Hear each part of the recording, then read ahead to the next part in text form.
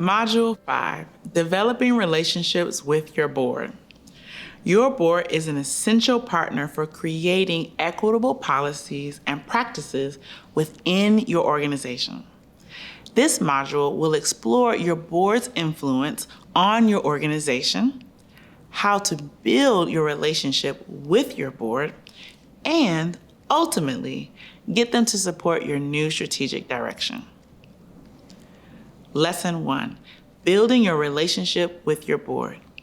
Before you propose relationship changes or innovative organizational models, it's crucial to have a strong relationship with your board.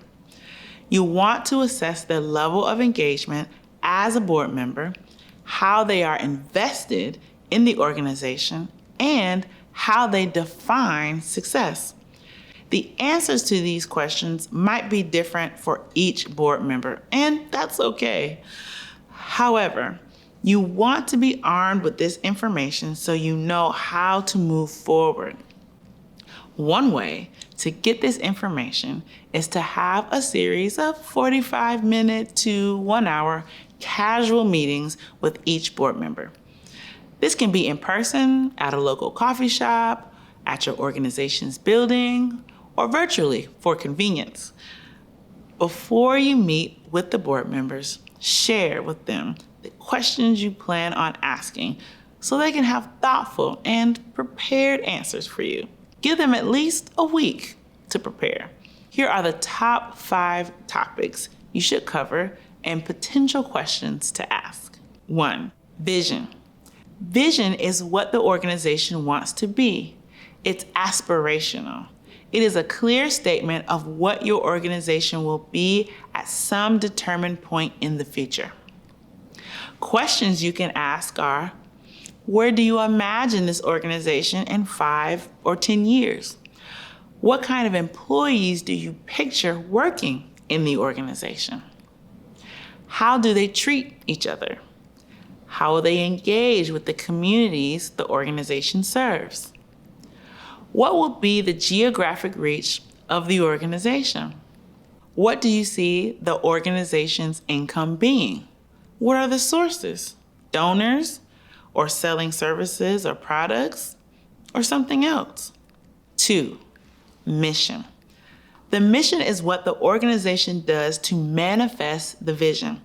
It addresses why the organization exists, whom it serves, what products or services are provided, and its location.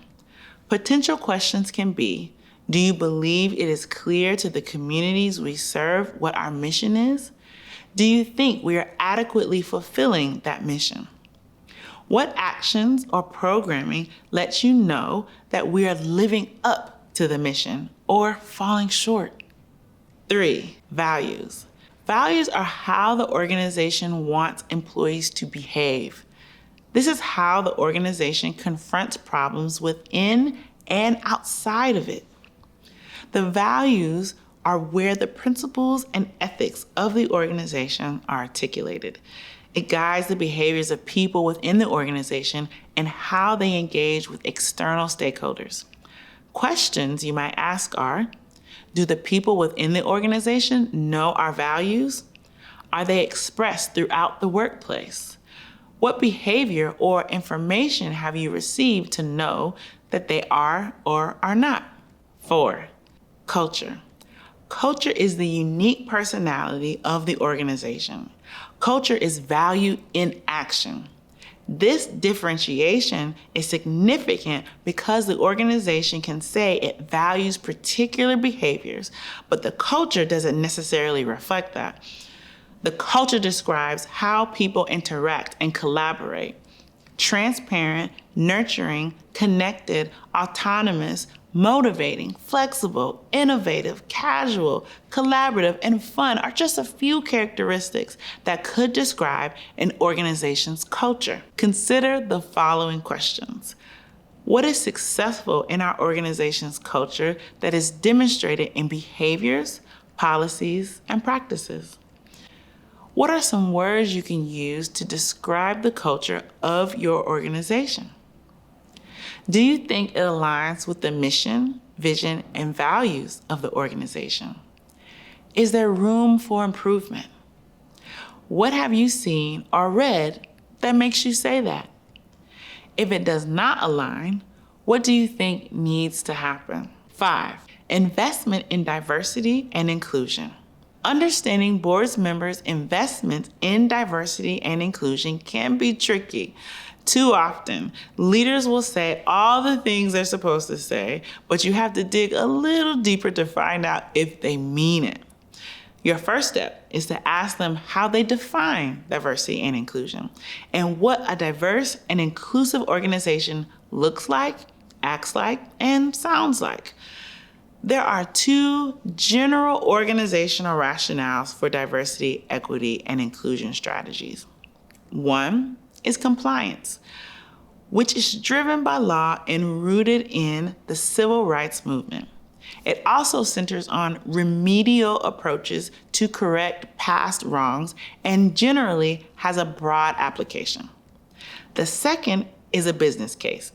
You've heard me mention this in previous modules. This approach is voluntary, is proactive, and has quantitative and qualitative metrics, is goal-oriented, and focuses on talent management. Organizations with this focus see diversity and inclusion efforts as centering their employees' experience and engagement as a business investment to reach desired organizational goals. To find out if they are leaning more towards compliance, you can ask questions such as whether diversity and inclusion practices should be driven by law or not. Is it grounded in the civil rights movement? Should our diversity and inclusion efforts be more focused on righting past wrongs through a remedial approach? Should most of the focus be beyond anti-discrimination? To explore if there is more interest in the business case approach to diversity and inclusion, you can ask questions such as, do you find shifting internal systems on talent management a priority? Do you see investment in employees as an activity that will have a financial return? Do you think the organization should measure employee engagement and satisfaction? Do you think the organization should be more proactive or reactive to diversity and inclusion efforts? Should there be a focus on driving performance, innovation, and understanding community expectations? Your organization may have the vision, mission, and values formally written down in an employee handbook. Maybe it's written boldly within your building, or it could be something that isn't talked about much at all. Nevertheless, you want to gain clarity on how each board member understands and articulates the organization's vision, mission, and values. Be sure to write down their answers to see if there are similarities or a disconnection. The organization's culture and devotion to diversity and inclusion initiatives are less likely to be clearly articulated. Be prepared to have a range of answers. This is not the time for you to correct them or insert your ideas. Remember your reflective listening. You're here to collect data and try to understand each board member's point of view. Whether you are a new leader to the organization or you have been there for a while, this is an important practice to develop new or strengthen current relationships. This helps you get the buy-in from the board to move your diversity and inclusion strategies forward. In your introductory email to them, let them know that you have many questions, but they are not meant to be an interrogation, nor is it a judgment on their knowledge or awareness of what's going on within the organization. It is simply you collecting data to assist you in being the best leader you can be, and you need their help to do that. Activity. Prepare yourself to have a conversation with your board members. Complete the following steps.